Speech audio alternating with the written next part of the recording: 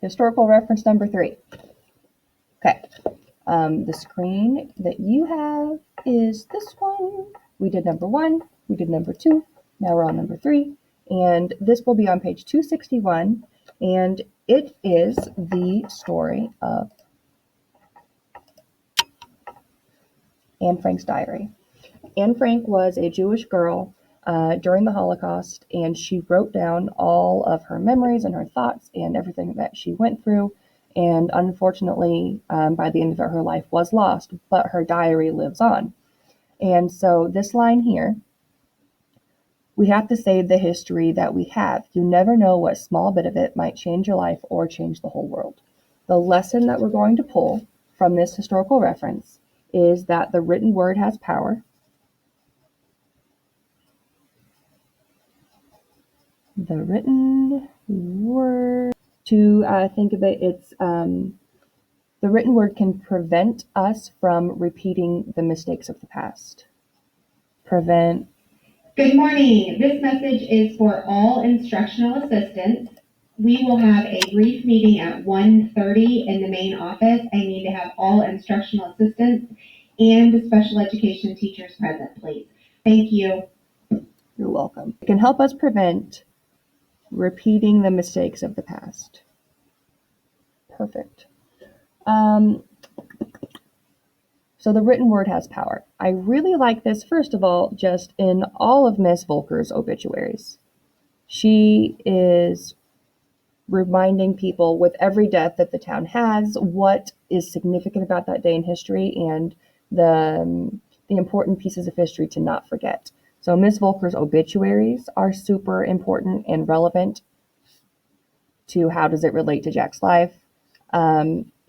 I wrote down significantly the obituary on page 279 speaks of Hiroshima, which is something that is just a horrible piece of our world history. So many lives destroyed, just erased in the blink of an eye.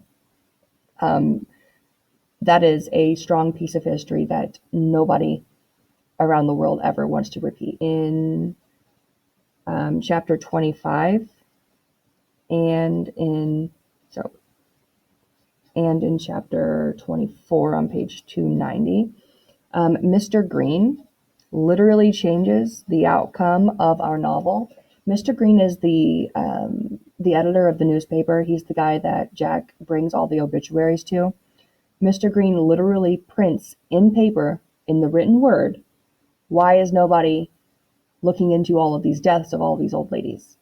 Written word, effect, cause effect, cause effect. So Mr. Green asks, why is no one looking into all these old lady deaths? So how does this contribute to the theme of Jack's coming of age? Big question. I would argue that this greatly influences Jack's decision to write his own obituary on page 328 for the death of the deer. Boom.